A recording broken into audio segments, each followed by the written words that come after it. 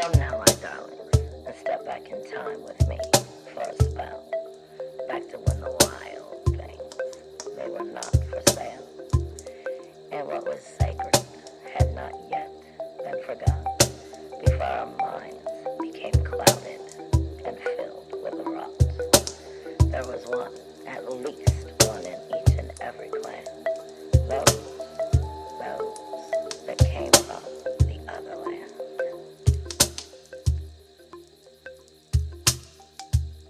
Hi everybody, I am Lady Stars of Fire. My real name is Michelle Espinosa. I don't know why I felt the need to say that today. All right. I think it's because I do it normally on a video. But you were, the weekly healing messages, which I skipped this week. But you were listening to Otherland Dreams, and I'm here with Hippie. Hello. I'm sorry, I'm trying to, I guess, collide them in my mind somehow and make myself feel better about missing it. Anyway, so tonight I wanted to do the show a lot. I just felt okay. I had already decided that we were going to do the show on animal medicine in some way, shape, or form.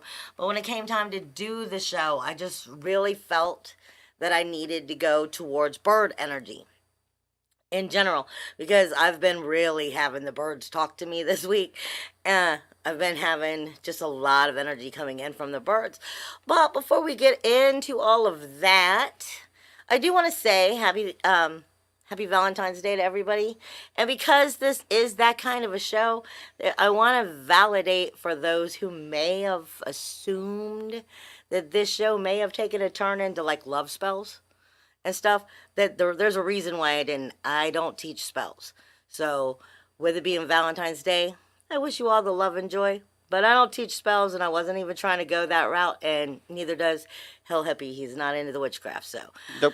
with that being said, that's why we did not go that way, but we wish you plenty love. Plus, I don't condone the use of spells to make someone fall in love with you. Exactly. If you want to cast a spell on somebody, you do it the old-fashioned way, with your charm and your smile.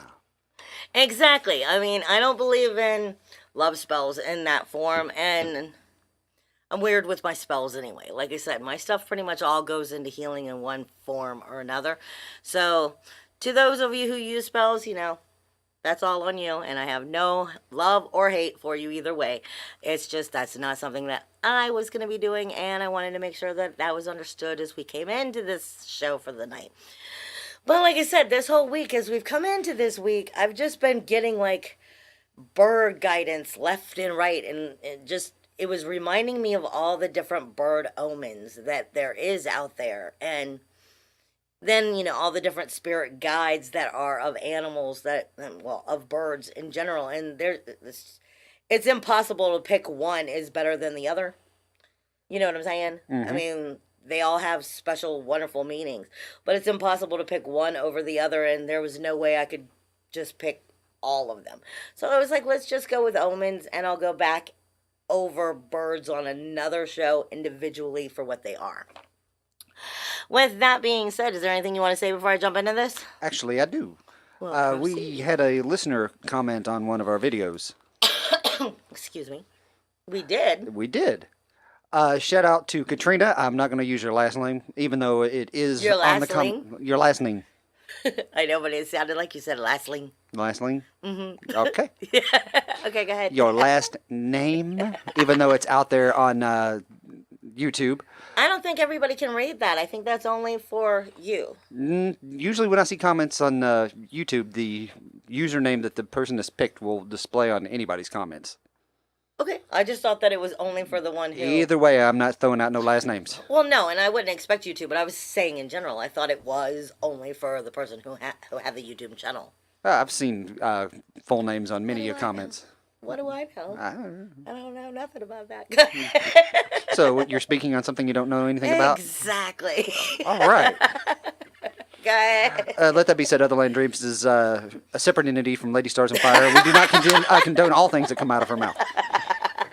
Just most of them, but not about YouTube. Yeah, well, But yeah, big shout out to a listener, Katrina, for posting a comment. Had a show suggestion for us, which Lady Stars and Fire and I are currently working on getting that put into the rotation for you. She had a couple of questions, which are her questions. I'm not going to put her out and blast like that. That's good. And she has received a response from us. So please feel free to comment. Either email me at HILLHIPPIE@fxbgpr.com or leave comments on our videos, and we will get back to you. We love Valentine's Day. Love interacting with our listeners. And you can always leave me messages on Lady Stars on Fire as well. LadyStarsOnFire.com, because I have contact information, so you could, if you have anything you want to say, you could always hit me there as well. Just don't hit her there. It is Valentine's Day. Yeah, please be nice. Okay, with that being said, let's jump into this week. I'm just going to kind of run down a list of some of the ideas that I came across of, like bird omens, and then I'll get a little bit deeper into the information, but I want to just start off with the list of different things. Like I said, there's so much. Birds bring so much to us in general. It's not just the omens. I mean, they're considered to be thought of as a connection from the divine, that they kind of cross worlds. So, I mean, they bring so many messages that are of a higher vibration, and sometimes of a vibration that is above our understanding because it's a higher vibration, or it enters through the never-ending cycles of what would be considered the tree of life.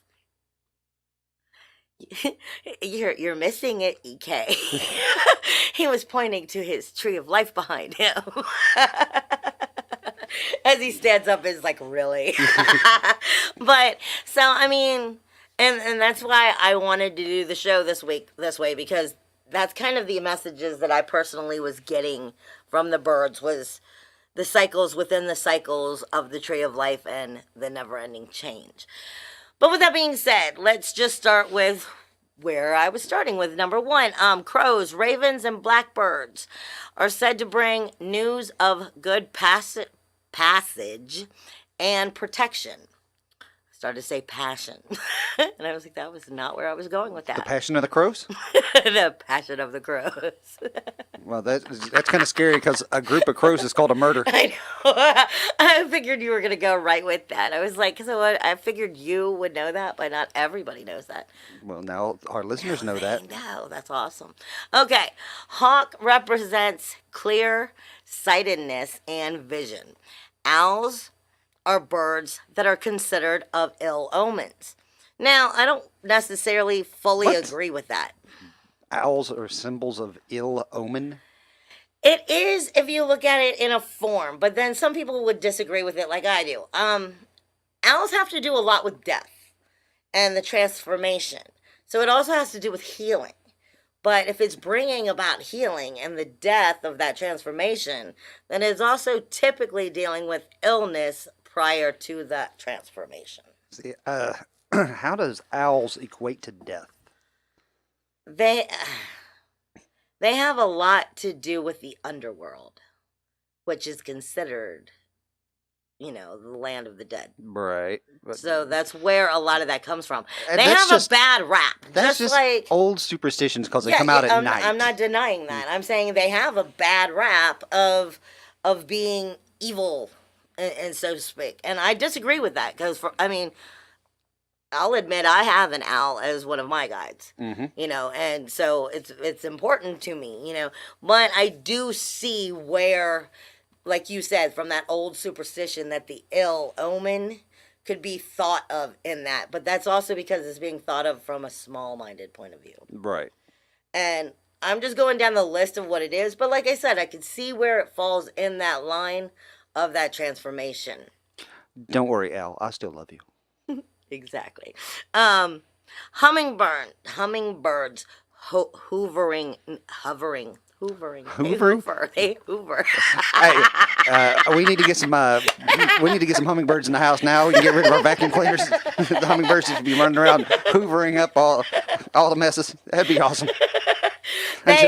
Until they poop all over the place. Oh shit. Yeah, that's what I'm talking about. Well, my mouth and me, we just do. We're not getting along. Is that unusual? See, I have 2 videos that I did not make. I'm making this one now. So apparently my mouth wants to screw up for both of them because it missed it in the first part around. Hey. That's my bullshit excuse to myself. Okay. Hummingbirds hover nearby typically means it's of achieving the impossible, moving forward and starting to, be steady at moving into a direction that you thought was impossible and starting to achieve these goals. Why are you looking at me like that? Listening Yeah, and thinking about what a hummingbird's heartbeat feels like. How have you felt a hummingbird? Yes. Tell me more. We went to this event sponsored by the Autobahn years and years. Isn't the Autobahn? Yeah, the Autobahn Society. Years and years ago, where they were catching, tagging, and releasing hummingbirds. And the crazy thing about these hummingbirds is once they're caught, and they will set them in your hands, and they won't get up and fly off on their own. You actually have to throw them up in the air in order to get them to take off. Yeah, pop them up. But when they set these birds on your hands, because if you paid like $10 or $20, whatever it was, you were sponsoring a bird, and for that donation, you were allowed to, whatever bird that you were sponsored, they tagged it. Your name was applied to that tag. You got to release that bird and feel its heartbeat, and it's just. Well, see, I think the omen here goes with the fact that when they fly, they're supposed to be very speedy. Just like you would say, their heartbeat. So achieving the impossible and being able to move steadily forward would go with that. So in order to achieve the impossible, you have to move fast? But you have to be steady. I guess. At least that's what the basis of all Flash comic books is about. Go Flash. Okay, the next one would be birds in the house and the many different things that may depend on what that behavior would be with the bird being in the house. Now, the next one, as we move forward, would be when birds fly in the window and what it may encounter or obstacles that it may be bringing into your life. Okay. In the window or into the window? Flies.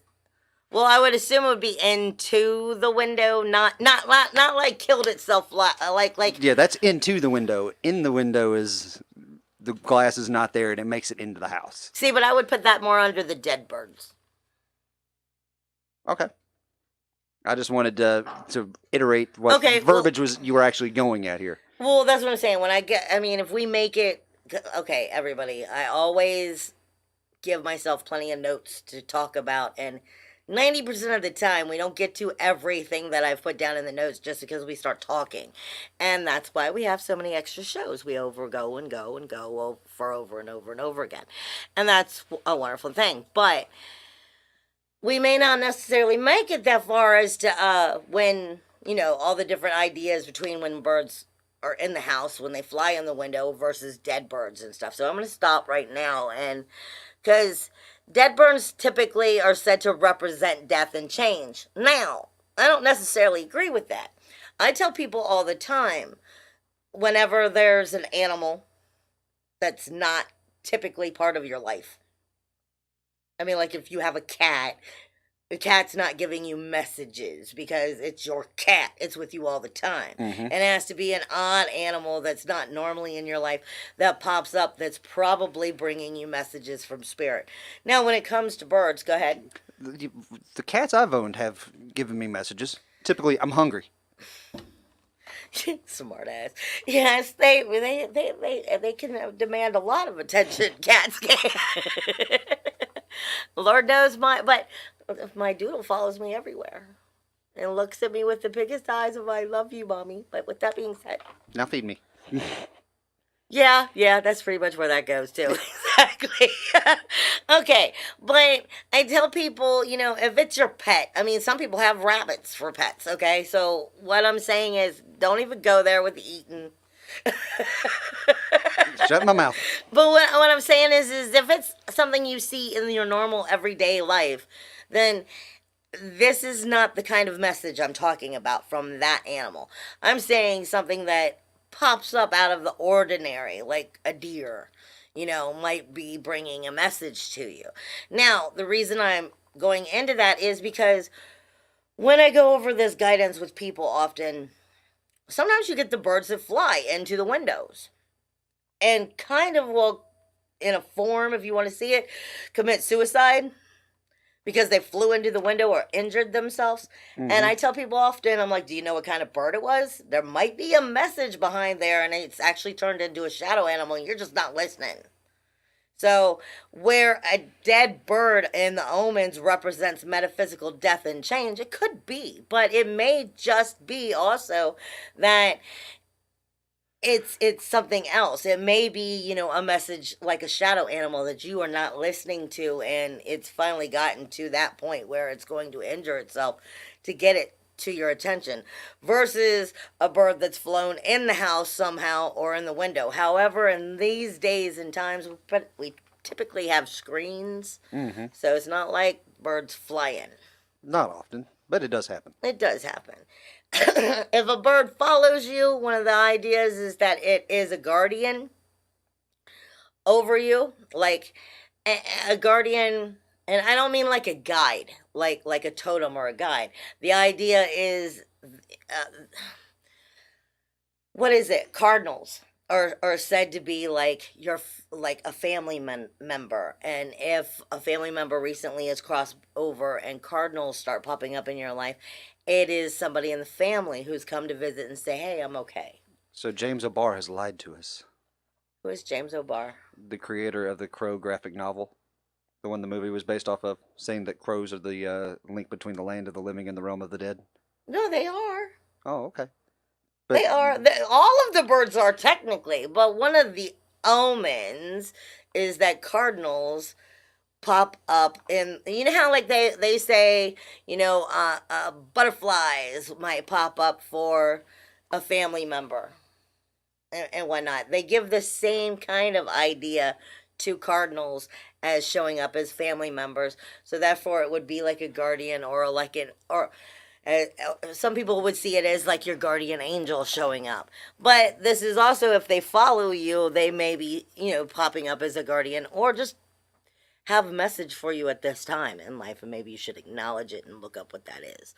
And lastly is, if I'm saying it right, augury. Augury, okay. Augury is flight patterns of birds to answer life questions. Learning how to understand those flight patterns may help you to evolve and move yourself forward and understand situations in your own life by understanding this. This is exactly why I came to this week, because I wouldn't say it was the flight patterns, but it wasn't happening to do with the upshift of the thermal air that was helping lift them. It was, I swear, everywhere I went for like 4 days in a row, I was seeing like swarms of birds just flying in like a circle or a circle 8. And it's just circle 8? Yeah, they were like, you mean a figure 8? Yeah, circle of 8. Okay, so it's not a circle. It's a circle of 8. It goes around. That sounds like a piratey term. Arr. The circle of 8. I got ahead of my 9 pieces of the circle of 8. I'm sorry. Well, it was either a circle in general. I mean, like they'd come out of nowhere. And a lot of times, well, when I get into that a little bit more, I'll explain that a little bit more. But that was part of what brought me to the show tonight, of wanting to discuss the birds, because they were calling to me. So with that being said, that's why I went that way. But I'm going to go into the next thing. People get the idea of white birds. White birds just being, okay, like they get the idea of black birds being bad, which is not entirely true, but they also get the idea of white birds being of good fortune, which typically is true. such as doves. They symbolize peace, joy, and love. But white pigeons are linked to holiness and guardianship or guardian spirits as well. Pigeons and doves are both, I mean, were also the only birds that the ancient Hebrews believed were appropriate for sacrificing. Did you know that? I No. thought that was interesting. No. I didn't know that at all, Hmm. but I thought that was interesting. On the other hand, many other cultures would use the color of white to represent emptiness and death. So it's not that black only represents white. I mean, black only represents death because it's transformation. It's not always just about a final death. You know, people have grown, hopefully, in this time when they start to look at birds, especially people who are listening to this show. Not everybody has, but I mean, we are starting to move in that direction. But a lot of people do misinterpret and think that white is always about, you know, holiness Purity and moving. and goodness. Exactly. Let me see. We have the seagulls, though, is the ones that's been speaking to me the most over this past week. Mine. No, I mean, mine. Tell you what, when that movie came out, I thought that was the most clever and accurate thing I've ever seen, because I've been on a deck on the second floor of this house on the beach one morning eating a biscuit. And next thing I knew, there was a flock, I guess, of about 20 of these assholes just hovering me. Mine. And I knew what they wanted. They wanted the biscuit. Yeah. So here I am. I'm breaking off pieces, throwing them up in the air, watching these things dive after these pieces and almost colliding in midair. It was kind of mystical. And at the same time, I kept thinking, don't poop on me, birds. Don't poop on me. I've had a similar situation before. I happened to I pulled over like at a Burger King one morning and I was eating some breakfast, and I had like the tater tots or something. The hash browns? Yeah, and I was nibbling on them, but I had the window open, and I was talking to my mother, and I had her in the car with me, and the window was down, and I just wasn't paying any attention, and I had the tater tot in my hand, and the next thing I know is I was like fighting with the seagull. I mean, he was like flying, and I was like, I gave it to him, but I was in shock. I was like, what do you do? Yeah, I'm surprised you even fought it. What were you, if you'd won and got it back, what were you going to do with it? That's what I'm saying. I didn't want it. I was just in shock. I was like, what? Oh, well, okay. It's mine. You're not going to take it. I'm not going to eat it now because it's been in your dirty bird mouth. But you can't take it. But I was in shock. I was like, why? Okay, but anyway, seagulls are said to bring you messages from the sea, but as well, they're said to bring you messages from the other side. There is so much about seagulls. And like I said, I'm not going to go into it right now. I can't go into every animal. There's just not time. But it is also speaks to you because of the sea, that with it being a white animal and of the sea, it's digging deep into your healing emotions, and it's time to allow the healing to take place. So, that was the first round. I'm sorry, I'm playing with this computer and I'm not used to it. So I'm trying to move forward in this direction and learn how to do this because they say I'm old school. And they're picking on me and saying that it doesn't look good for me to not use the computer. No, I'm not saying it doesn't look good for you to not use the computer. If you want to have all your notes on a notepad or a notebook, that's fine. It's when you pull up your phone and you're sitting there scrolling on your phone, it just doesn't look good on video. See, and I appreciate also it. the phrase, I lost my place. Yep. Well, you know what? I can lose my place on this. That's why you need paper. You guys just want me to waste so much more time doing this. Bring it. What worked for me wasn't so difficult. It was Bring just a dry erase your board. opinion. You're mean. Okay, anyway. What are you talking about? So much more work for you. I'm the one who set it up. Well, he said write it all down and put it on a pad. Oh, fair enough. I'm like, that's just too much. Okay, anyway. Next one is, owls and buzzards have gotten a bad rap as well. Typically, they're looked at, as, like I said earlier, the owl was looked at with an ill rap as well as the buzzard. The buzzard is always looked at as death. And it's funny because they both have a bad rap, but it's not the same as the crow or the raven. I mean, am I wrong? No. I mean, they're more seen as for transformation, even though it's like they've evolved where the other two like people refuse to let them evolve. Is it just me?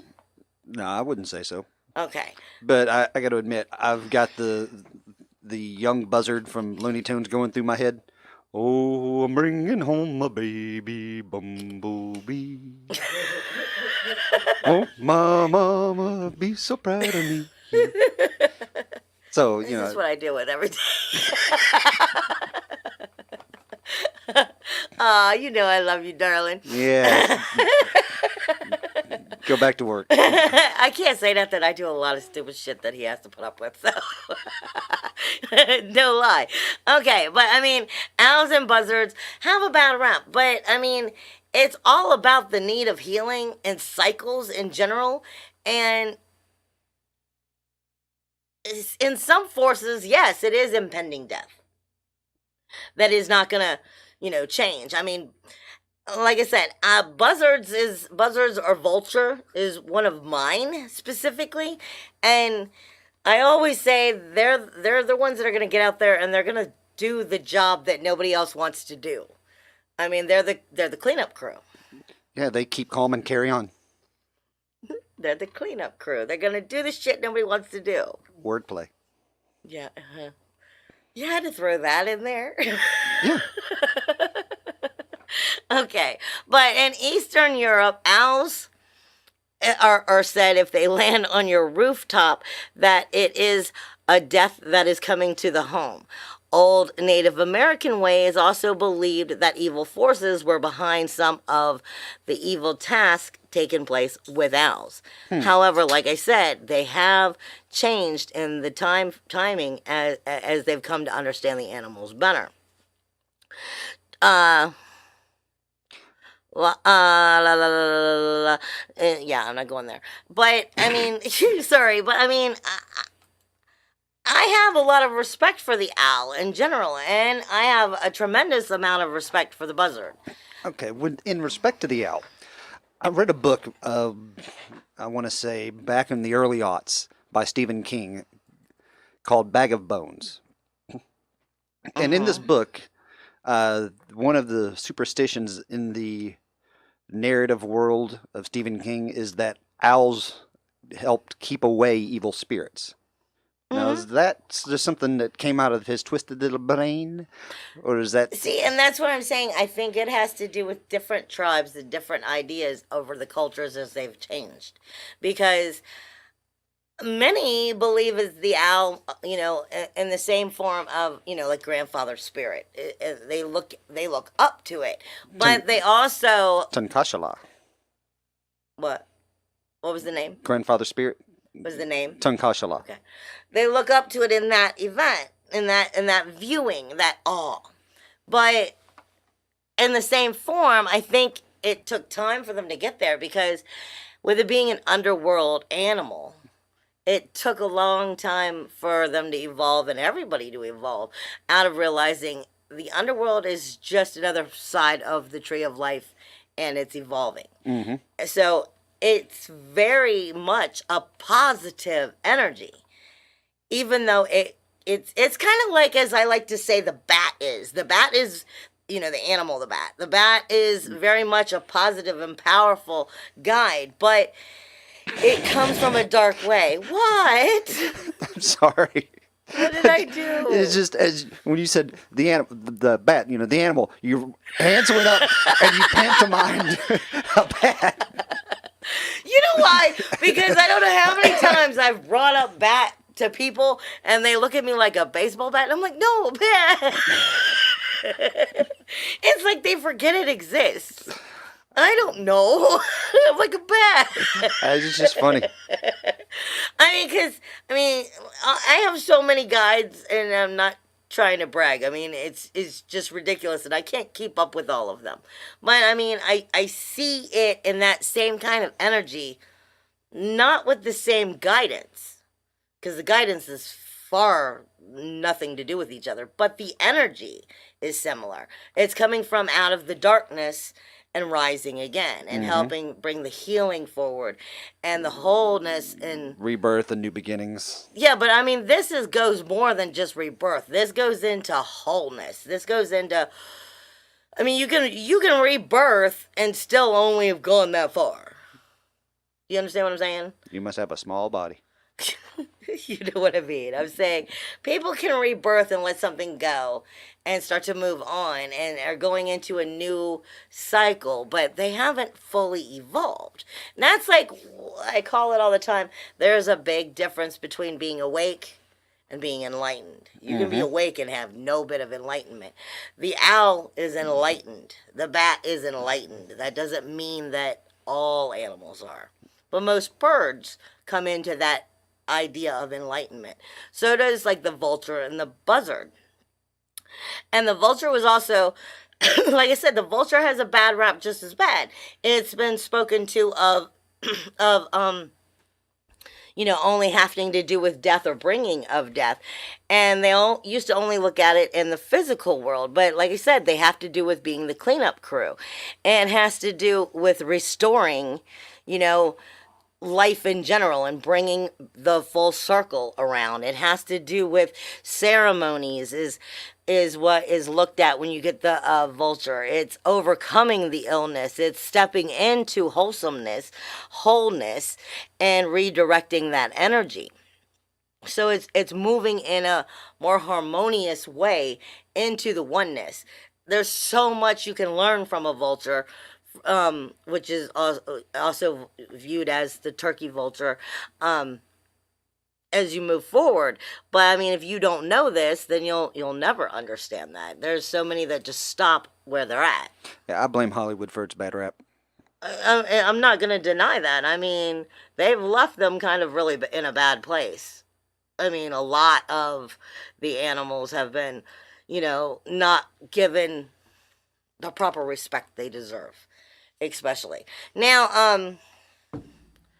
I'm sorry, I'm trying to actually use this. Because I was going to go into some feather guidance. I mean, feather has always been, looked at as, feathers have been signs that have been viewed from people for eons. I mean, for a very long time. From all different cultures, feathers have brought messages. They were thought to be signs from the dead, signs from the gods, just messages from spirit in general. Now, your black feathers in general, unless I get into the specific animal itself, the specific bird, if you don't know what it is and you are just finding the feather, the black feathers are considered to be your angels or your spirit guides are protecting you as you are going through a difficult time of awakening within your process of, this transformation. White feathers are considered of answers of letting you know that they are there. When they're white and black mixed, it is either changes are coming or the past is, release it. It's either the changes are coming or it's telling you to release the past from your energy, from who you are, where you were going. Yellow feathers speak to you of congratulations and telling you are on the right path. Red feathers speak to you of spiritual uplifting, and you needing to uplift yourself and bring more passion in a spiritual way as you are moving forward. Green feathers are said to speak to you of love and healing. Pink feathers are said to speak to you of romance in general. Purple has to do with communication and feelings. Gray feathers are of finding peace as you are going through difficult times. Brown feathers speak to you of not having judgment and letting go as you are moving forward and finding a better way of thinking. Now, each individual animal, their feathers will speak to you on different levels. I put it this way. I may find a brown feather, but if I know it's a hawk's feather, then I know I should listen to the messages of the hawk feather, not just what any typical brown feather may mean. Because if I see a hawk feather, for me personally, I know automatically I'm being told something is not as it seems. And that's because hawk has to do with seeing things more clearly. So let me get into some of these other ones. Falcons are said to symbolize soulfulness, healing, and speed of movement. Then you have the vulture, which I pretty much just went over with you. We have ravens, which speak to us of... Well, ravens can be tricksters in the first place. Ravens do speak of the other side, but they can also be tricksters. They speak to you of creation and knowledge, but are you capable of understanding that creation and the knowledge that they are putting in front of you? Nevermore. Huh? Nevermore. They speak to you of awareness along with that knowledge and the opportunities of those great changes and what is in store. But can you understand that it is a transformation will take place in order for you to go where you're going? Then we have the owl speaks to us of warding off the evil spirits. This is why I said, when it comes to owls, it's very twisted, because originally the idea was a negative idea, but it is finally starting to change, and it's earning its proper dues, so to speak, I guess. Or people are giving it its proper dues. It's earned it a long time ago, but you know what I'm saying. Right. The owl is a guide of uncovering hidden situations within your life, hidden abilities and potentials. It also speaks to us of accessing proper situations in a better light. Viewing of protection against harm is another thing that like I said, protection against harm, as well as helping you with protection against evil spirits. So, I mean, in one form, it would be good as a fan for smudging. If you knew, okay, perfect example. The other day, I had to do a cleansing, and if I thought that I was going into a negative place, I have a fan that has many feathers that I've created, but I don't always pull it out unless I feel that there's a need for their energy to be used in such a way. Otherwise, I use it straight for feather dusting for people. I don't use it when I smudge, so to speak. I use it specifically for people's energy. But, like, I don't have it on this listing, but the peacock is one that I also use because of the eyes within the peacock is to help you see what you don't see. So, I mean, depending on, if you start to learn what the different animals mean and what their feathers mean, it will help you move forward in whatever it is you might be trying to bring to your energy for whatever reason you have the feather. Is the best way of me putting that. Let me get into the hawk itself. Like I said, speaks to us of, come up. It speaks to us of the symbolizing a better vision, clear sightedness, and the big picture is seeing the bigger picture, seeing the wisdom. If a hawk shows up, you're going to find this interesting because I know exactly where your mind's going to go. If a hawk starts to appear to you, there's a good chance that maybe you should start seeing things from a bigger and higher valued picture. Not for you. It's for somebody else that you know.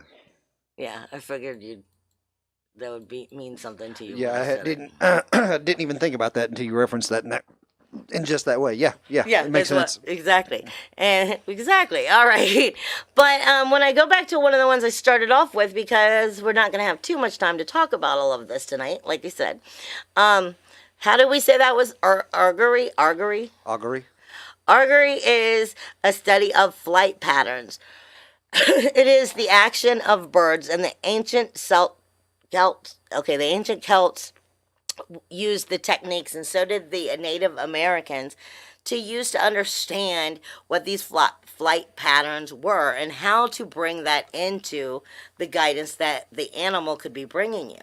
Now, they use the thermal energies within the winds, more or less, to help lift them up. Mm-hmm. Okay, and hawks and eagles and vultures, I believe, are the ones that are most known for this knowledge. They're the ones that get to pretty much the highest, I believe. So, Well, the falcon as well. yeah. Yeah, and I just skipped the falcon, I believe, because it was too light and I couldn't read it. And But also the condor. yeah, and you're right, but in my mind, it goes with the vulture. I don't know why it does, it just does. It's the way that is.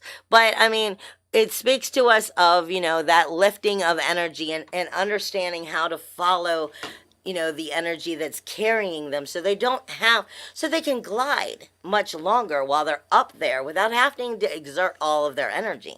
This is part of what, these birds also teach us, is how to rise above and exert our energy in the right ways that allow us to flow, so that we don't have to kill ourselves trying to keep up.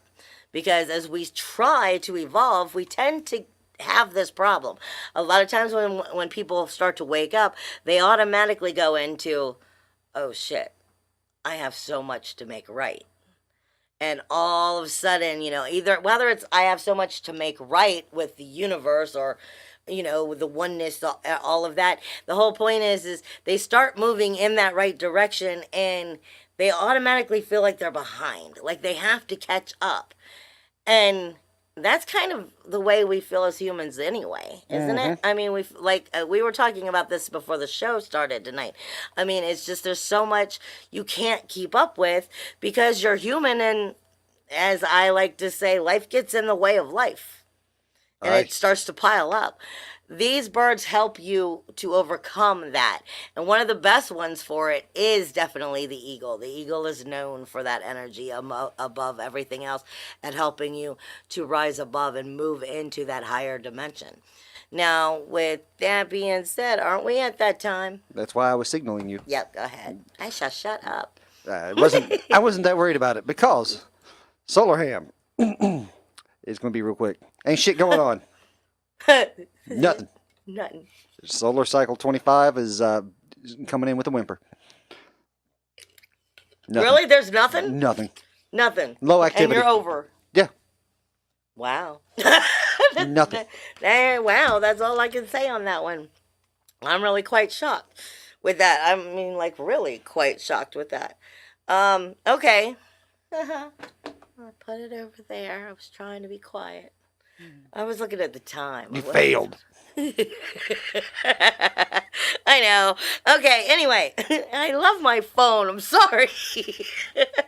Okay, so from... Do we need to have an intervention? Yes. Okay. Yes, we do. You guys are going to have to sit me down and take it away from me. EK, break out the banner. Have you seen the show The IT Crowd?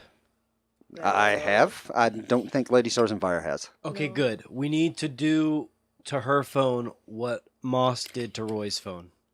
I can't remember what that was off the top of my head. I will remind you off the air. Fair enough. I don't know.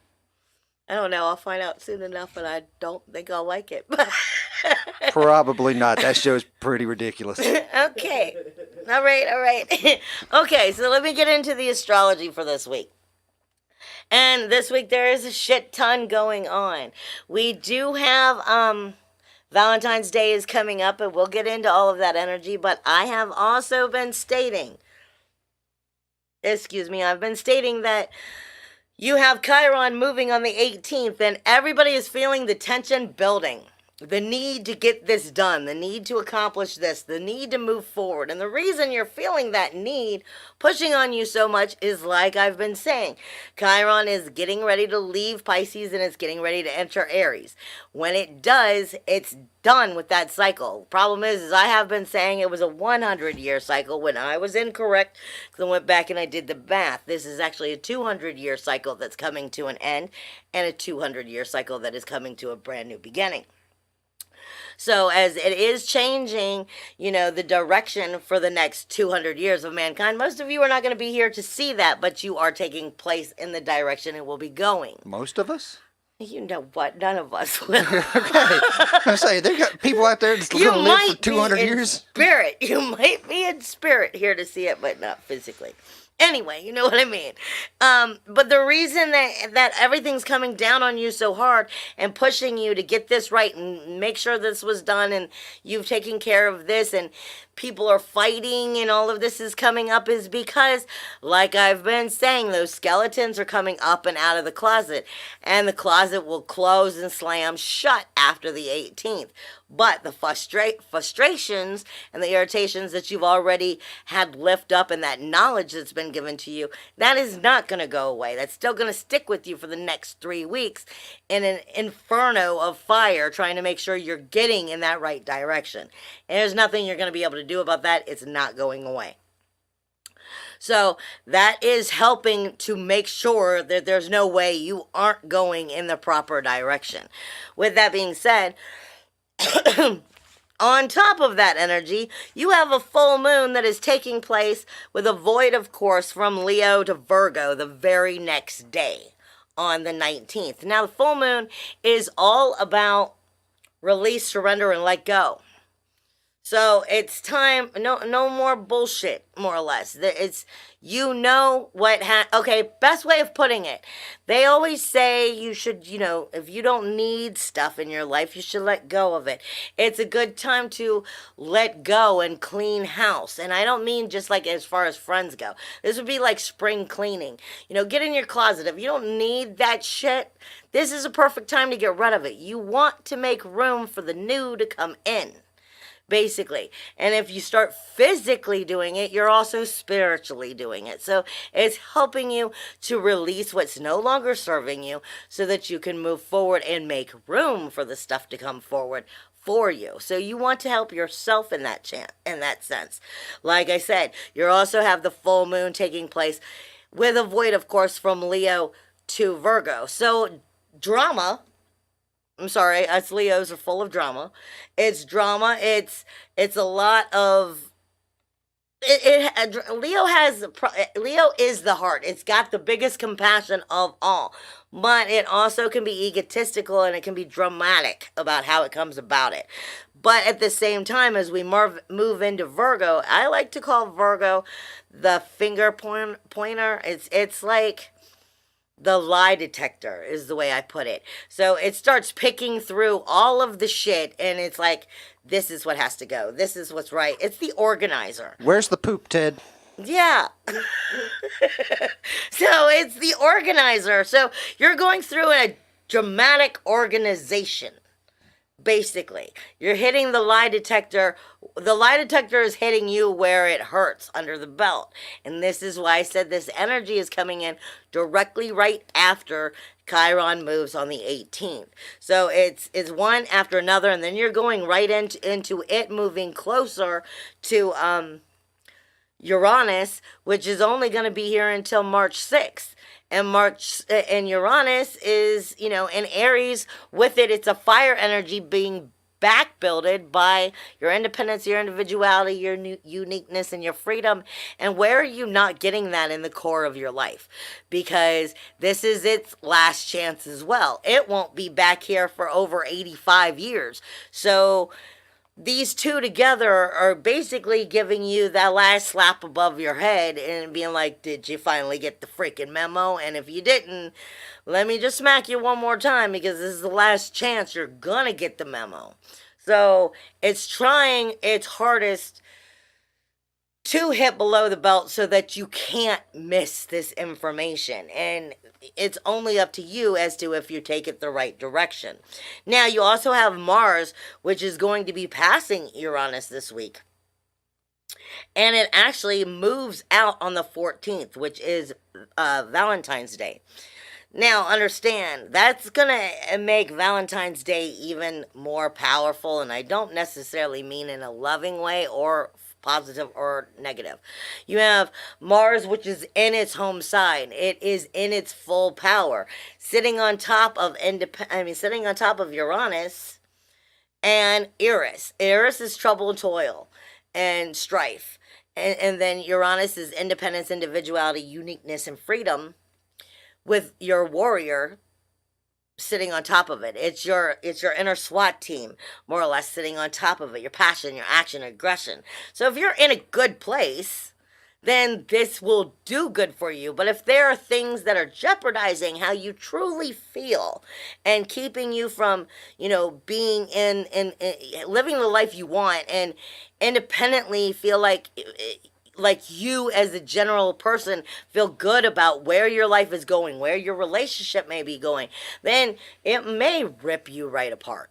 Because, like I said, this is the warrior. He's sticking up, and it's passion, action, aggression. It's also sexual energy. So your independence, your trouble, toil, strife is talking to the warrior. If there's anything that warrior feels that needs to come out and be said, it's going to come out, especially on Valentine's Day. I'm just giving you that warning.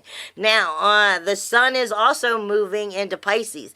Technically, this is not until next week, but the sun is moving into Pisces, so it's coming away from the energy of Aquarius, is starting to move away from Lilith. And I am being told by Spirit, Lilith has a lot to do with this energy. And this whole week is being ruled by the moon and by Lilith.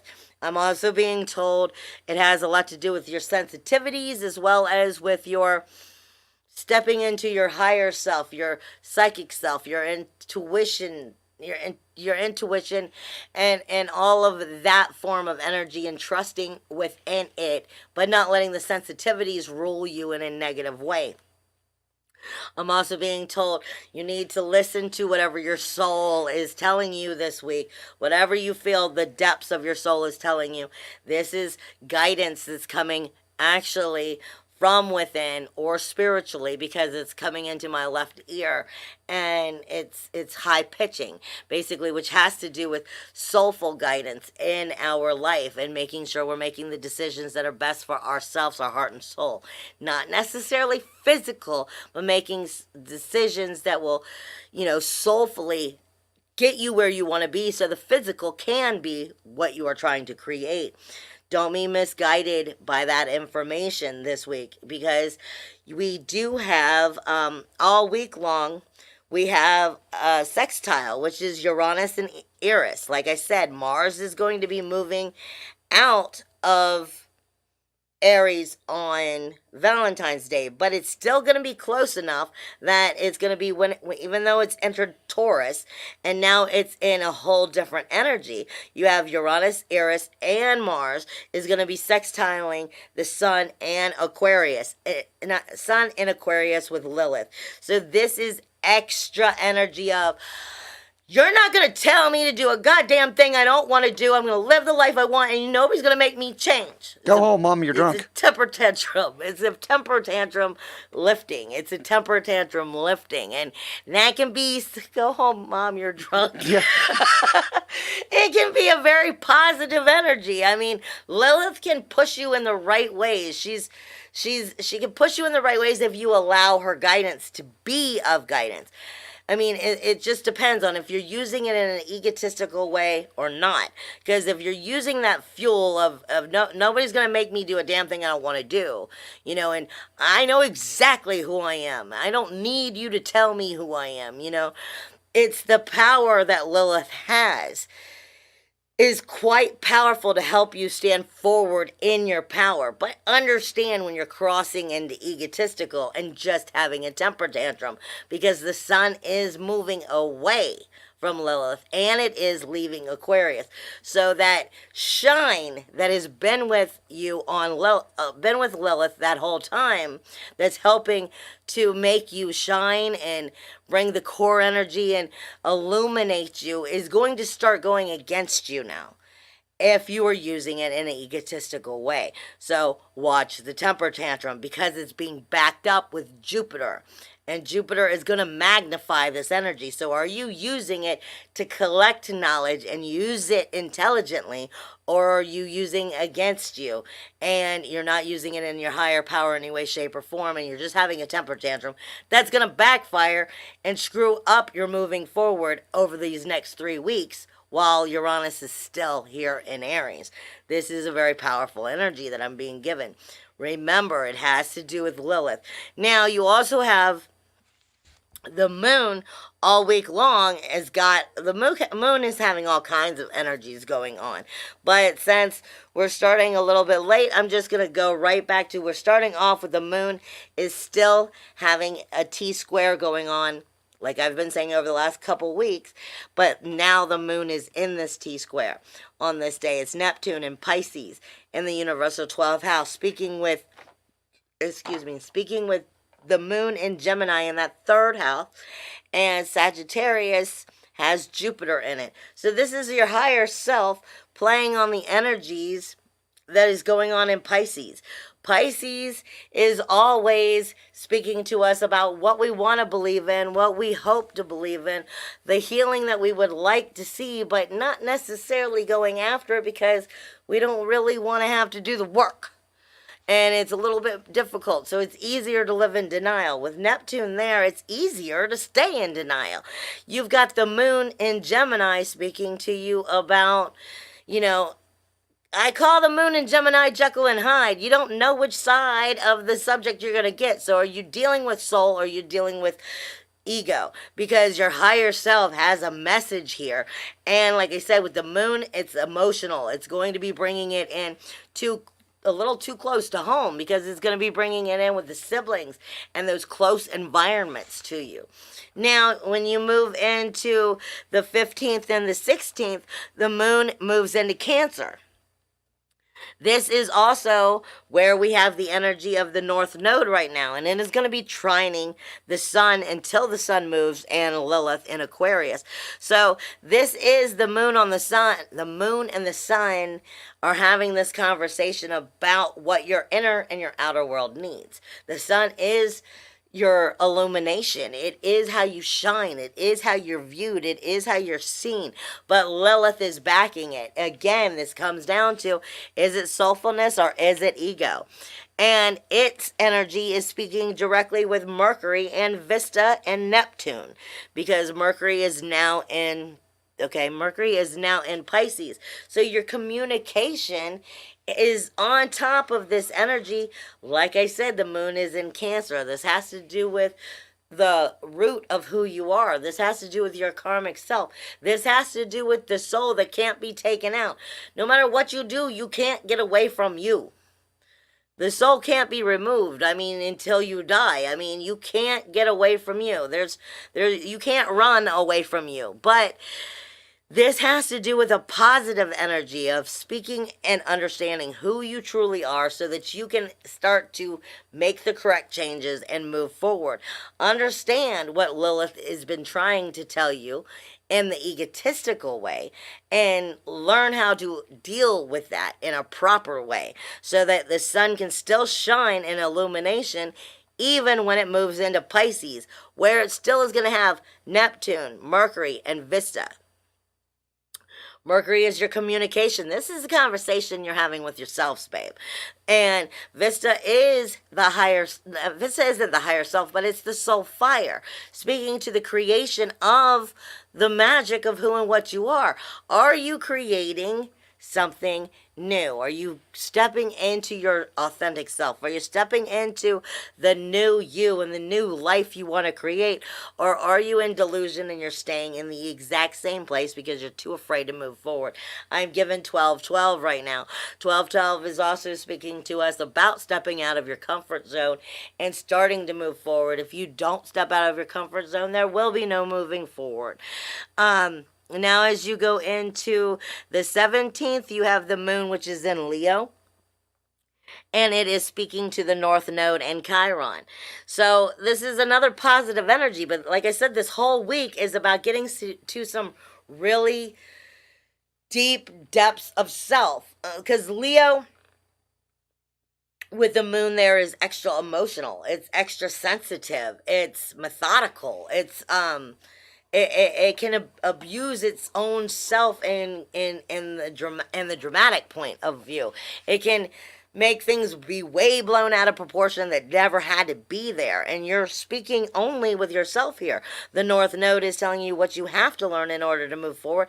Chiron is telling you what you have to learn in the next few days, or there's no moving forward, period. So it's not just about stepping up to the plate, but it's about either you literally move in one direction or you don't. And are you going to soulfully get there, or do you just put yourself back in the closet with the rest of the skeletons? Because it's basically where you're at. The moon in Leo also will be in opposition of Lilith on this time. So it is emotionally questioning your ego, emotionally questioning that hissy fit, that temper tantrum that you're wanting to have all week. Like I said, this energy this week is going to be rising all those skeletons up to where there's no place for them to go anymore, other than when they slam back in after the 19th, after the Chiron moves. So you either listen to them and move forward, or you're going to find yourself stuck exactly where you've been and don't expect to be moving forward anytime soon. I love you guys, and I wish you all a wonderful week, and we'll see you next week. Bye-bye. Bye.